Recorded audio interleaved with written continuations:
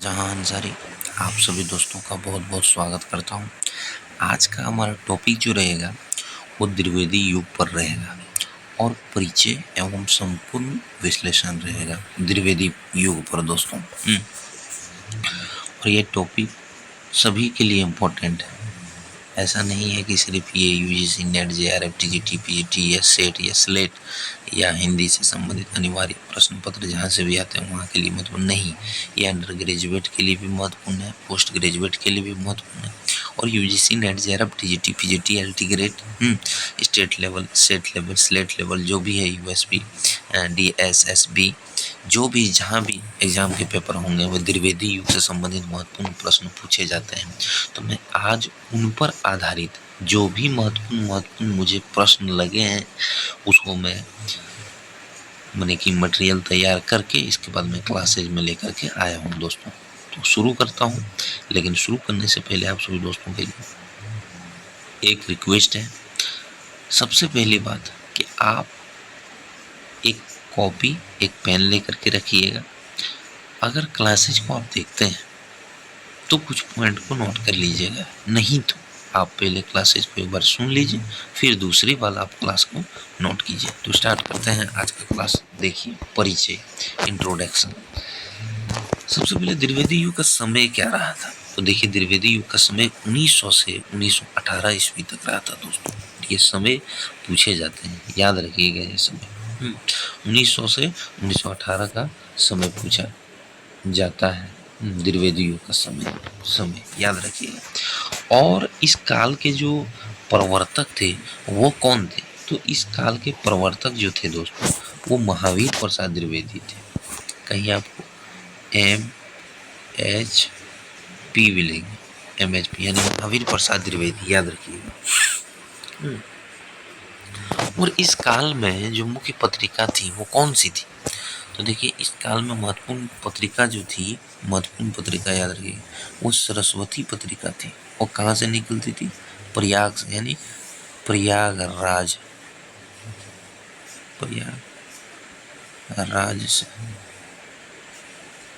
से प्रकाशित होती थी। याद रखिए, ये पूछे जाते हैं कि कहाँ से प्रकाशित होते हैं।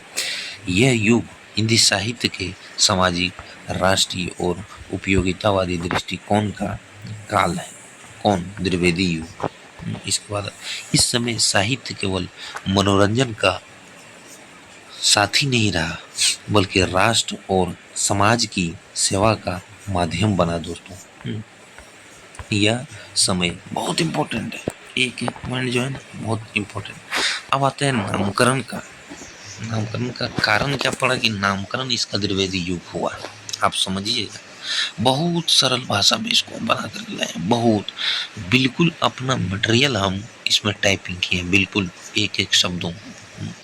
इस युग का नाम द्विवेदी युग इसलिए पड़ा क्योंकि महावीर प्रसाद द्विवेदी ने, समझिएगा, महावीर प्रसाद द्विवेदी ने सरस्वती पत्रिका के माध्यम से हिंदी साहित्य को उद्देश्यपूर्ण, शुद्ध और समाजोपयोगी दिशा दी, समाज के लिए उपयोगी दिशा दी। उन्होंने साहित्य को कहा कि साहित्य वह है जो समाज की आत्मा को जागृत करे और जीवन में उपयोगी हो। एक बार मैं फिर से बताना चाहता हूँ, क्या कहा महावीर प्रसाद द्विवेदी ने? कि साहित्य वह है जो समाज की आत्मा को जागृत करे और जीवन में उपयोगी हो, उसे कहते हैं। कहते हैं द्विवेदी युग की महत्वपूर्ण विशेषताएं क्या रही थी? बहुत इंपॉर्टेंट। तो देखिएगा, सबसे पहले साहित्य का उद्देश्य। साहित्य का उद्देश्य क्या रहता? साहित्य का उद्देश्य समाज सुधार की भावना थी, यहाँ राष्ट्र निर्माण की भावना थी, नारी उत्पीड़न का मामला था, यहाँ उत्थान था, नैतिक शिक्षा थी यहाँ।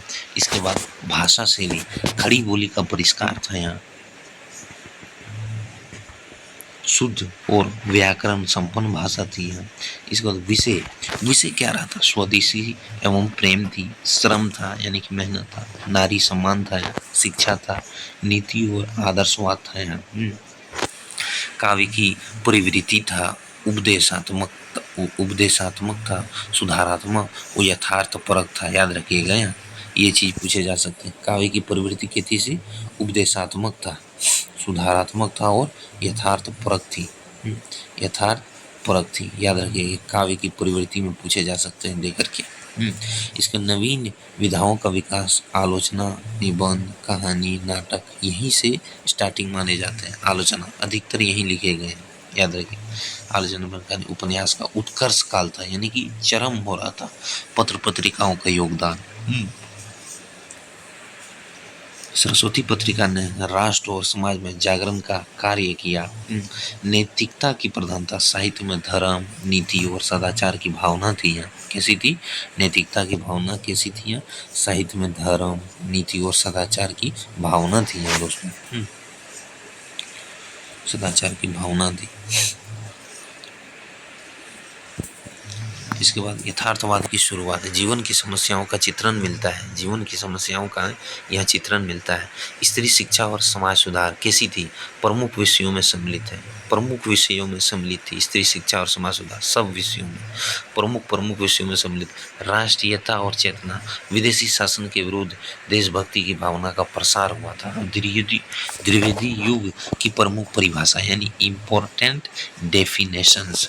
आचार्य रामचंद्र शुक्ल जी द्विवेदी युग के बारे में क्या कहते हैं? महावीर प्रसाद द्विवेदी जी ने हिंदी साहित्य को उद्देश्य पूर्ण दिशा दी। यह आचार्य रामचंद्र शुक्ल जी का कथन है। महावीर प्रसाद द्विवेदी जी ने हिंदी साहित्य को उद्देश्य पूर्ण शिक्षा दी। उनके द्वारा हिंदी गद्य और पद्य दोनों ने समाज की उपयोगिता का मार्ग पाया। अतः शुक्ल जी ने द्विवेदी युग को उपयोगितावाद और उद्देश्य पूर्ण साहित्य का युग बताया है। दोस्तों कैसा बताया? उपयोगितावाद और उपयोगिता और उद्देश्य पूर्ण साहित्य का युग बताया। किसने? शुक्ल जी ने। याद रखिएगा, ये यहाँ दो परिभाषा है। एक तो ये हो गया, दूसरा ये, इसी में ये शामिल है। दो परिभाषा है आचार्य रामचंद्र शुक्ल की। इसके बाद आते हैं डॉक्टर राम कुमार वर्मा। द्विवेदी युग वह काल है जब हिंदी साहित्य, नीति, समाज और राष्ट्र की चेतना से परिपूर्ण हुआ। क्या कहते हैं? द्विवेदी युग वह काल है जब हिंदी साहित्य, नीति, समाज और राष्ट्र की चेतना से परिपूर्ण है। याद रखिएगा, डॉक्टर राम कुमार वर्मा नीति, समाज और राष्ट्र की चेतना का भाव और बात बोलते हैं। तो आपको पकड़ में आ जाना चाहिए कि ये राम कुमार वर्मा का कथन है। अब आते हैं अर्थ। क्या निकला इसका? कि साहित्य अब केवल काव्य नहीं रहा, बल्कि समाज और राष्ट्र के सुधार का साधन बना था। ये इम्पोर्टेंट था। अब आते हैं पंडित महावीर प्रसाद द्विवेदी। साहित्य का उद्देश्य केवल मनोरंजन नहीं, बल्कि समाज की शिक्षा और सुधार है। इसको आप याद रख लीजिए। मेरा कहने का मतलब एक ही है। आप किसी भी समय को अगर पढ़ रहे हैं ना, किसी भी काल या समय को अगर आप पढ़ रहे हैं और उस काल से संबंधित, मैं बताना चाहता हूँ, किसी भी काल को अगर आप पढ़ रहे हैं तो उस काल से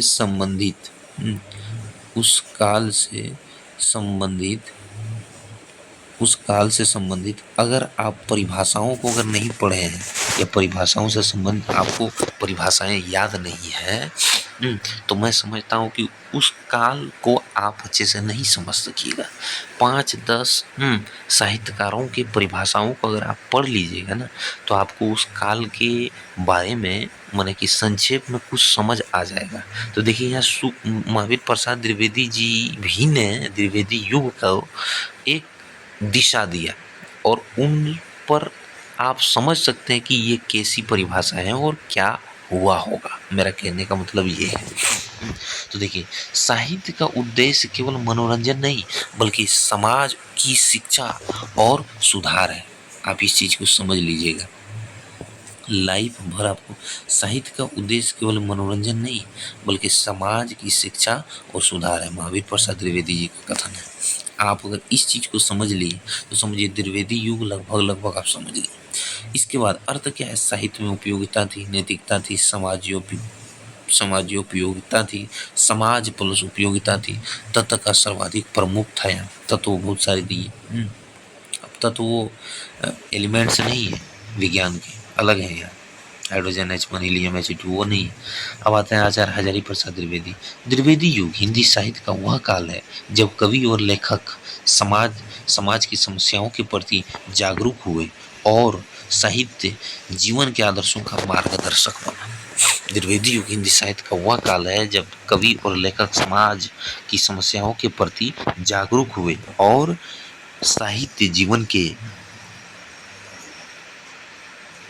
आदर्शों का मार्गदर्शक बना। हजारी प्रसाद द्विवेदी जी का कथन है और इम्पोर्टेंट है, अपने आप में इम्पोर्टेंट है। अर्थ क्या है इसकी तो मैं बताना चाहता हूँ। अर्थ देखिए इसका क्या निकलेगा आपको। अर्थ साहित्य समाज के जीवन मूल्यों का प्रतीक और शिक्षक बना।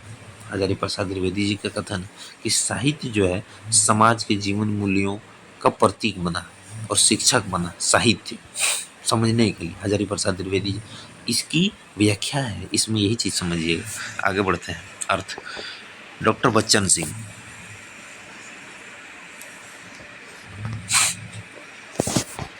डॉक्टर बच्चन सिंह क्या क्या कथन है। द्विवेदी युग में साहित्य का झुकाव नीति, आदर्श और सुधार की ओर हुआ। इस काल में सौंदर्य की जगह उपयोगिता प्रमुख रही। अर्थ इस युग में कला से अधिक जीवनोपयोगिता यानी जीवन प्लस उपयोगिता को महत्व दिया गया। क्या है कि इस युग में कला से अधिक जीवन प्लस उपयोगिता यानी जीवनोपयोगिता को महत्व दिया गया दोस्तों। और क्या कथन है कि द्विवेदी युग में साहित्य का झुकाव नीति, आदर्श, सुधार की ओर हुआ। इस काल में सौंदर्य की जगह उपयोगिता प्रमुख रही थी। बच्चन सिंह का कथन है। ये बच्चन हरिवंश राय बच्चन नहीं है, अलग है, हिंदी साहित्य का दूसरा है डॉक्टर बच्चन सिंह, वही है। डॉक्टर नगेंद्र क्या कहते हैं। डॉक्टर नगेंद्र द्विवेदी युग हिंदी साहित्य में जागरण, सुधार और यथार्थ का युग है। ये सुपर मोस्ट कथन है, ये SM सुपर मोस्ट आप लगा लीजिए इसको। द्विवेदी युग हिंदी साहित्य में जागरण, सुधार और यथार्थ का युग रहा था। इसने हिंदी को आधुनिक युग में प्रवेश कराया। इस युग ने साहित्य को आधुनिकता और विचारशीलता दिया। सुपर मोस्ट है, यहाँ से यहाँ तक याद रख लीजिएगा। डॉक्टर नगेंद्र का अपने आप में ये अनमोल मोती है दोस्तों। अब आगे बढ़ते हैं। डॉक्टर नामवर सिंह, डॉक्टर नामवर सिंह क्या कहते हैं। द्विवेदी युग हिंदी साहित्य में परंपरा से आधुनिकता की ओर बढ़ाने वाले संक्रमण काल है। याद रखिए नामवर सिंह क्या कहते हैं द्विवेदी युग को कि देखिए द्विवेदी युग हिंदी साहित्य में परंपरा से आधुनिकता की ओर बढ़ाने वाला संक्रमण काल का है। द्विवेदी युग को किसने, नामवर सिंह ने। नामवर सिंह ने द्विवेदी युग को क्या कहा है, संक्रमण काल कहा है। और संक्रमण काल फिर आदि काल को दूसरों ने कहा, वो चीज आप समझिएगा, फर्क है। यहाँ साहित्य ने समाज के प्रश्नों को सीधा संवाद किया। अर्थ इस युग ने हिंदी साहित्य को आधुनिक बौद्धिक चेतना की राह दिखाई। किसने, नामवर सिंह ने कहा। मैं फिर से बताना चाहता हूँ क्लियर करके आपको।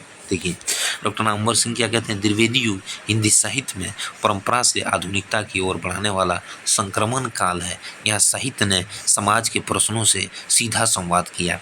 अर्थ इस युग ने हिंदी साहित्य को आधुनिक बौद्धिक चेतना की राह दिखाई। दोस्तों अब आते हैं प्रमुख साहित्यकार और उनका योगदान क्या रहा। क्रम से साहित्यकार जन्म व निधन तथा स्थान में प्रमुख योगदान। जन्म निधन तो सबको याद करता है, स्थान भी पूछे गए हैं। 2-3 साहित्यकार ऐसे हैं जो 2-3 एग्जाम में यानी प्रीवियस ईयर के एग्जाम में उनके जन्म निधन तो नहीं पूछे गए लेकिन स्थान पूछे गए हैं कि कौन से स्थान से वो रिलेटेड थे।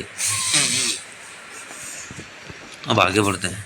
महावीर प्रसाद द्विवेदी 15 मई 1864। आपको ये पूरी तारीख याद नहीं रखनी है लेकिन समय जो है माने कि साल जो है वो याद रखना पड़ेगा। 1864 से 1938 कहाँ हुआ था, रायबरेली उत्तर प्रदेश। ये कौन थे, युग प्रवर्तक थे। द्विवेदी युग के युग प्रवर्तक थे द्विवेदी युग। और कौन थे, निबंधकार थे। सरस्वती पत्रिका के संपादक थे 1864 से 1938। अब आते हैं मैथिली शरण गुप्त। मैथिली शरण गुप्त जो है कहाँ से है, इन्हीं के बारे में पूछा गया था। इन्हीं के बारे में बताना चाहता हूँ, इन्हीं के बारे में पूछा गया था मैथिली शरण गुप्त के बारे में। 1886 से 64 है इनका समय। आप सीधा याद रखिएगा 1886 से 1886 है। 1886 है यहाँ। 1886 से 1964 समय है इसका, याद रखिएगा। चिरगांव झांसी उत्तर प्रदेश। ये गांव के नाम पूछे गए थे। ये चिरगांव कि इनमें से किस साहित्यकार का संबंध जो है वो चिरगांव से रहा है, ऐसे है। तो याद रखना पड़ेगा आपको चिरगांव। राष्ट्र कवि भारतीय की मैथिली शरण गुप्त की चर्चित रचना है, तो वो यहाँ माने कि इनका उल्लेख किया गया है। पंडित रामनेस त्रिपाठी मार्च 89 से यानी 1889 से 1962 प्रतापगढ़ उत्तर प्रदेश है। प्रतापगढ़ कहाँ पड़ता है तो उत्तर प्रदेश में, याद रखिएगा प्रतापगढ़ उत्तर। पंडित रामनेस त्रिपाठी 1889 से 1962 है,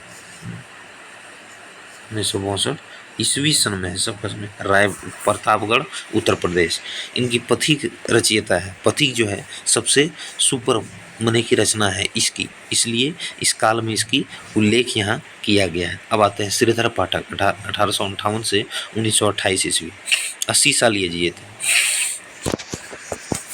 आगरा उत्तर प्रदेश, याद रखिएगा। भावुक और नीतिपरक कवि थे ये। पंडित अंबिका प्रसाद वाजपेयी 1871 से 1938 उत्तर प्रदेश। राष्ट्र कवि, राष्ट्रीय गीत इन्होंने लिखा। राष्ट्रीय कवि इनको कहे जाते हैं, और राष्ट्रीय गीत भी संबंधित इन्होंने, मतलब राष्ट्रीय गीत से संबंधित, ऐसा नहीं कि राष्ट्रीय गीत हमारा जो है वो लिखे, ऐसा नहीं है। राष्ट्रीय गीत एक कविता है, वो लिखे हैं पंडित। अब आता है आचार्य रामचंद्र शुक्ल जी 1884 से 1941 बस्ती उत्तर प्रदेश। बस्ती जिला है, गांव नहीं। बस्ती जो भी यहाँ उल्लेख किए जाते हैं स्टेट के बगल वाले, जैसे मान लीजिए मैं बताना चाहता हूँ, जैसे मान लीजिए किसी ने बताया कि आपको दुमका झारखंड, तो ये दुमका गांव नहीं हुए, झारखंड स्टेट है। तो स्टेट के जस्ट बगल में आपको, माने जस्ट बगल में वो डिस्ट्रिक्ट का उल्लेख मिलेगा। फिर डिस्ट्रिक्ट के बगल में आपको मिलेंगे चिरगांव, जैसे चिरगांव झांसी उत्तर प्रदेश है ना, तो चिरगांव गांव मिलेंगे आपको। तो वही मेरा कहने का तात्पर्य यही है, आपको इस चीज़ को समझना होगा। रायबरेली उत्तर प्रदेश, रायबरेली नहीं है इनका, बस्ती उत्तर प्रदेश। आलोचना के जनक थे, हिंदी साहित्य के इतिहास पुस्तक जो है वो लिखे इन्होंने। ये जो भी मैं लिखा हूँ ये मेरा अपना खुद का मटेरियल है, बस यही चीज़ एक है। मैं अपना बुक्स का आपको मैंने कि PDF बना करके नहीं किया हूँ, ये टाइपिंग करके किया हूँ। टाइपिंग में किया हुआ क्या है आपको स्पष्ट दिखते हैं, एक तरह दिखते हैं, उसमें भी दिखेंगे, लेकिन उनसे मैं इसमें बेहतर समझा हूँ, एकदम बिल्कुल कोई अपनी भाषा में है, सरल। अब आते हैं बालकृष्ण भट्ट 1844 से 1914 इनका समय। आगरा उत्तर प्रदेश। हिंदी प्रदीप जो पत्रिका थी उसके संपादक थे बालकृष्ण भट्ट। हिंदी प्रदीप, याद रखिए, प्रदीप कृष्ण थे, बाल प्रदीप थे, बाल प्रदीप थे, याद रखिए। बाल जो थे वो प्रदीप थे, तो किसमें, हिंदी में प्रदीप थे, तो वो याद रखना है। बालकृष्ण भट्ट, ये पूछे जाते हैं अक्सर, ये सवाल पूछे जाते हैं। और कोई मार देता है दूसरा, बालकृष्ण भट्ट की जगह में बालकृष्ण शर्मा नवीन मार देते हैं या किसी और को मार देते हैं। अब आते हैं चंद्रधर शर्मा गुलेरी 1883 से 1922, जयपुर राजस्थान।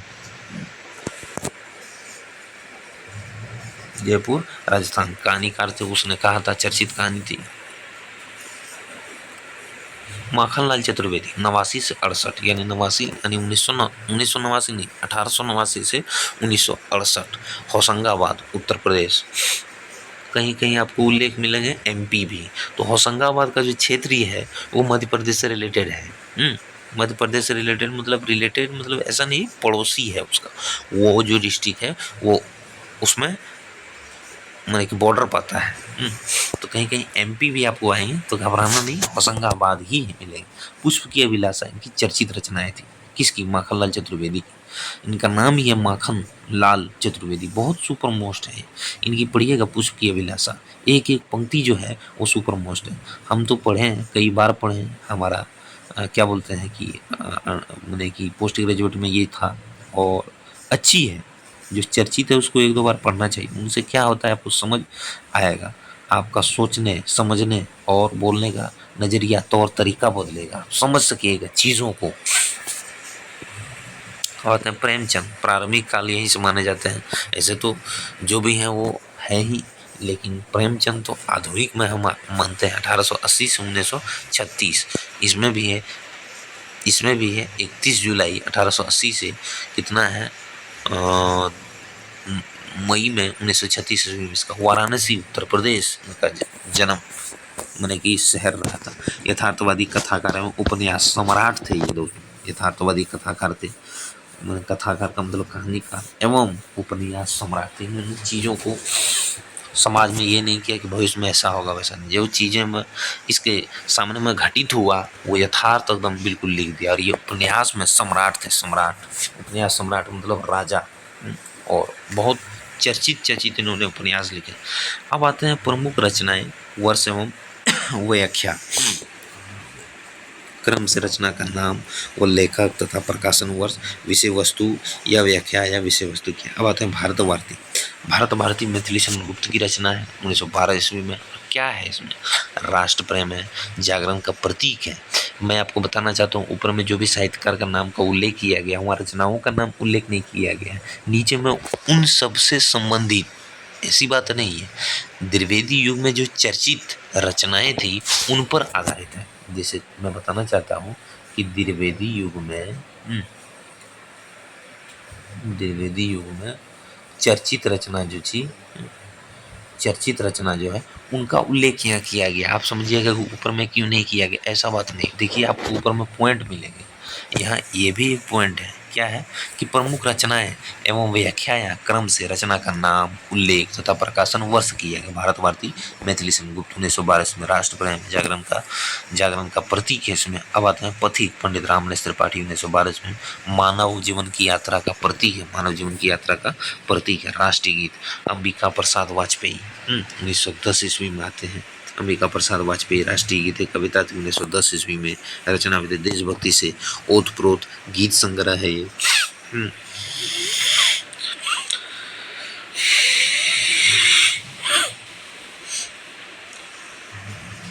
अब आते हैं सुधा, महावीर प्रसाद द्विवेदी की रचना थी 1904 ईस्वी में। समाज सुधार निबंध था ये। सुधा समाज सुधार निबंध था और चर्चित निबंध था, तो उसका उल्लेख यहाँ किया गया है। अब आते हैं उसने कहा था, चंद्रधर शर्मा गुलेरी का 1915 ईस्वी में। कहानी प्रेम, कर्तव्य और बलिदान की अमर कहानी है, चर्चित कहानी। गुलेरी जी ने 3 कहानी लिखा। गुलेरी जी ने 3 कहानी लिखा है। कौन कौन सी कहानी है? 3 कहानी है इनकी। कहानी है, आप हमको बताइएगा कमेंट में कि कौन कौन सी कहानी है। संध्या गीत, श्रीधर पाठक 1905 ईस्वी में। क्या है इसमें? नीति और भावुकता का संगम है यहाँ। नीति और भावुकता का संगम है यहाँ। अब आते हैं क्रमवीर, पंडित रामनेस त्रिपाठी 1918 ईस्वी में। श्रम और क्रम की महिमा का वर्णन मिलेगा आपको यहाँ। देखिए मैं आपको ऊपर में क्या बताया था, एकदम सटीक क्लास है, सिंपल, इसमें कोई मिलावट नहीं। आप इसको 2-3 बार देख लीजिए, सुन लीजिए, समझ जाइएगा बस सटीक। इसमें तो कठिन शब्दों का उल्लेख मैं यहाँ नहीं किया हूँ, बहुत सारे चीज़ों को मैं छांट करके किया हूँ। मैं 2 नोट्स है मेरे पास, एक कठिन वाले, एक सरल वाले। तो सरल वाले से मैं कठिन वाले को बाद में बनाया हूँ, लेकिन मैं समझा दोनों का मिक्सिंग जो होना चाहिए उसको मैं यहाँ दिया हूँ, याद रखिएगा। कठिन चीज़ों को एक बार में आप समझ नहीं सकिए, सरल चीज़ों को आप समझ सकिएगा तो एग्जाम में सरल चीज़ों को याद करके अगर लिखिएगा अपनी भाषाओं में तो आपको उसी में नंबर मिलेंगे। सबसे बड़ी चीज़ है कि समझना, मैं बताना चाहता हूँ यही चीज़ आपको। सबसे बड़ी चीज़ है समझना। अगर आप समझ गए तो क्वेश्चन सॉल्व हो जाएगा। सॉल्व सॉल्व हो जाएगा अगर आप समझ गए तो। जब तक समझिएगा नहीं तो फिर सॉल्व कैसे होगा। हिंदी साहित्य का इतिहास, आचार्य रामचंद्र शुक्ल 1928 में। आलोचना का शिखर ग्रंथ है ये, आलोचना का शिखर ग्रंथ है ये। अब आते हैं द्विवेदी युग का महत्व, यानी सिग्निफिकेंस क्या है और क्यों जरूरी है। द्विवेदी युग का महत्व जो है वो क्यों जरूरी है, क्या हुआ था कि ये जरूरी माना जाता है, उसकी विशेषताओं को अगर समझिएगा। हिंदी साहित्य को आधुनिक रूप मिला, साहित्य और समाज का घनिष्ठ संबंध स्थापित हुआ। ये सुपर मोस्ट है समझने के लिए। क्या हुआ था कि देखिए हिंदी साहित्य को आधुनिक युग मिला, साहित्य और समाज का घनिष्ठ संबंध स्थापित हुआ, राष्ट्रवादी चेतना का प्रसार हुआ, आगे चलकर छायावाद का आधार इसी युग से निर्मित हुआ था दोस्तों, इसी युग से निर्मित हुआ था। भाषा, व्याकरण और लेखन, शुद्ध लेखन शैली में शुद्धता और अनुशासन आया था यहाँ से। अब आते हैं मुख्य शिक्षण बिंदु, इसमें अगर हम समझ सकते हैं तो वो क्या है कि द्विवेदी युग का मुख्य शिक्षण बिंदु अगर डायरेक्ट बोला जाए तो क्या है, की टीचिंग पॉइंट। द्विवेदी युग का समाज प्लस उपयोगिता उपयोगिता यानी समाजोपयोगिता, समाज प्लस उपयोगिता और राष्ट्र प्रेम का युग कहा जाता है इसको। की पॉइंट है ये, सुपर मोस्ट, इस पॉइंट को समझना आपके लिए बेहतरीन होगा। समाज प्लस उपयोगिता और राष्ट्र प्रेम का युग है यहाँ, तो वही समाज प्लस उपयोगिता को समाज उपयोगिता बोला गया है। खड़ी बोली हिंदी का परिष्कार इसी काल में हुआ। साहित्य में नीति, शिक्षा, सुधार का समावेश इसी काल में हुआ। आलोचना, कहानी, निबंध, विधा का विकास इसी काल में हुआ। यह युग छायावाद की पृष्ठभूमि बना, यानी हम छायावाद की पृष्ठभूमि को मान सकते नहीं बल्कि बना। मैं इस जगह उल्लेख करना चाहता हूँ, रोहित शर्मा जी ने डबल सेंचुरी जो मारा था ओडीआई में, डबल सेंचुरी जो मारा, वो किसको देख के मारा था? वो उन्होंने देख के मारा था सहवाग को। सहवाग को देख करके मारा। जब सहवाग इंदौर में खेल रहे थे, तो सहवाग जो खेल रहे थे, तो जब वो क्या बोलते हैं स्टेडियम में बैठ करके रोहित शर्मा उसको देख रहे थे कि मैं कैसे मारूं। और जब सहवाग मारे थे तो सहवाग से पहले रोहित शर्मा मारे थे, सहवाग से पहले सचिन तेंदुलकर मारे थे इंदौर में।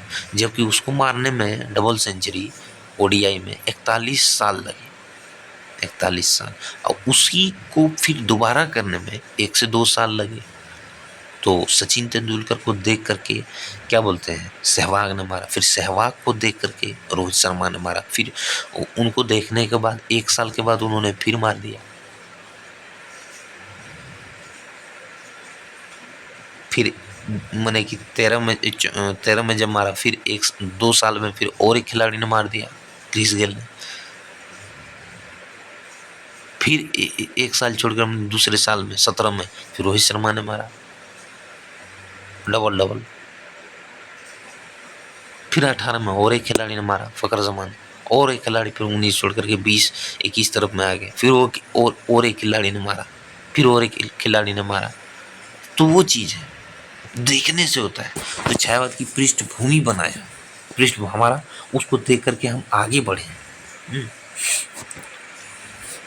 अब इसमें सबसे पहले प्रेरक पंक्ति यानी मोटिवेशनल लाइन या महत्वपूर्ण पंक्तियां क्या रही, तो देखिए सबसे, इसमें ऐसा नहीं कि मैं बहुत सारे लेकर के आया हूँ, नहीं, मैं दो ही पॉइंट को लेकर के आया हूँ समझने के लिए।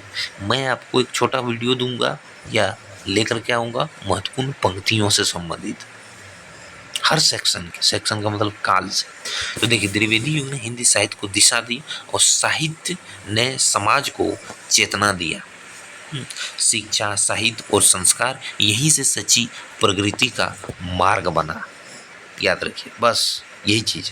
मैं ज़्यादा ये और वो इसमें पंक्ति विनती लेकर के नहीं आया हूँ। जो जहाँ से जो प्रश्न पूछे जाते हैं, पूछे जाते हैं, मैं उसी आधार पर लेकर के जरूर आऊँगा। समझ रहे हैं ना? अब आगे बढ़ते हैं। तो देखिए, जुड़े रहें यूजीसी नेट हिंदी साहित्य पाठशाला के साथ। ज्ञान की यात्रा में आपके यहाँ थोड़ा मिस्टेक हुआ। ज्ञान की यात्रा में आप हमको चुने अपने साथी यूजीसी नेट हिंदी साहित्य पाठशाला को। यूजीसी नेट देखिए वही है। चैनल को सब्सक्राइब करें, सब्सक्राइब कर ही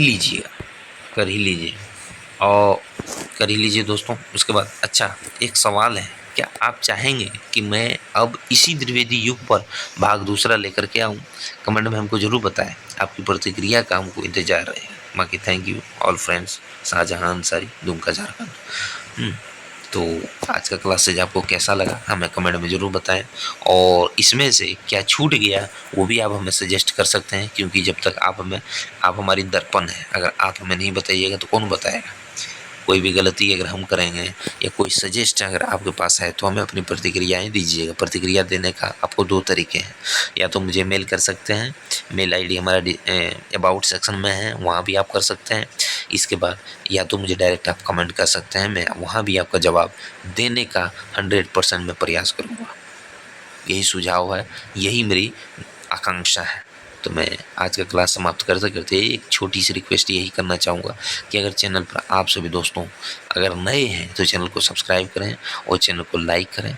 चैनल को लाइक करें, शेयर करें और कमेंट करें दोस्तों। अपनी प्रतिक्रियाएं, जो भी आपके मन में विचार है, जो भी माने कि जो भी आपके अंदर में माने कि गुड़ भरा हुआ है, उसको हमारे सामने आप बोल सकते हैं, कह सकते हैं, बता सकते हैं। क्लास से रिलेटेड या क्लास से रिलेटेड छोड़ करके अपनी कक्षाओं से संबंधित, अपने परीक्षाओं से संबंधित जो भी टॉपिक पर आपका सवाल है मुझसे बता सकते हैं। मैं उसका आंसर देने का 100% प्रयास करूंगा, उसका सॉल्यूशन भी देने का प्रयास करूंगा दोस्तों। तो आज का क्लास में ही समाप्त करता हूं। बहुत बहुत धन्यवाद। जय हिंद।